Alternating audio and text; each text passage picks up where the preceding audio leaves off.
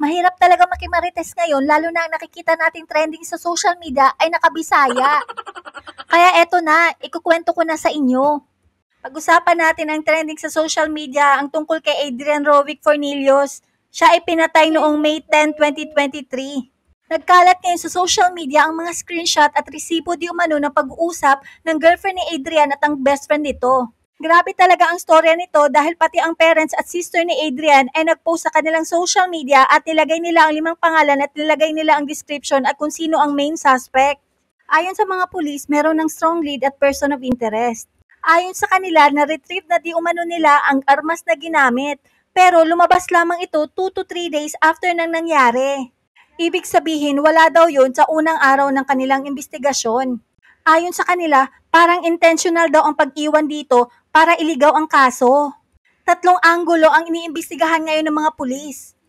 Una ay baka tungkol umano sa pageant na sinalihan ng biktima. Pangalawa ay nasangkot di umano ang biktima sa isang road rage. At ang pangatlo naman, ang pinakamainit ngayon at pinag-uusapan sa social media ay ang love triangle.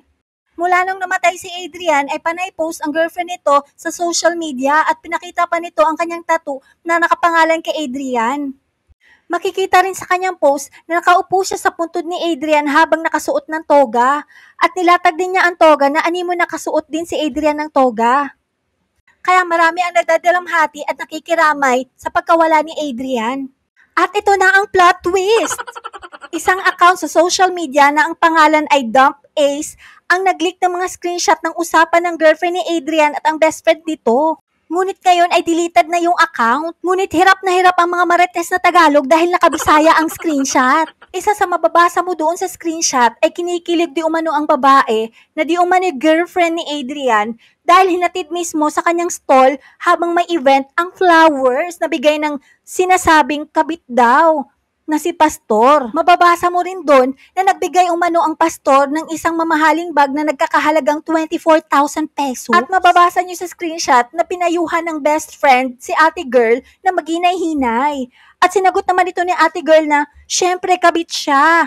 Ibibigay sa kanya ng Sunday bago ang 14 o Valentine's. Kasi hindi sila pwedeng magkita sa mismong araw ng Valentine's. Kaya pinaghihinalaan ng girlfriend ni Adrian dahil ayaw di umano itong ibigay ang cellphone para sa investigasyon.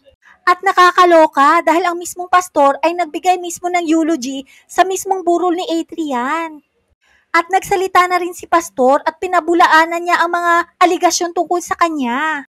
Baseless di umano ang mga allegations tungkol sa kanya at babalikan di umano niya ang mga naninira sa kanya ng mga puro dummy accounts. Sa ngayon, wala pa namang napapatunayan kaya mahirap manghusga mga test. Ikaw te, anong teorya mo?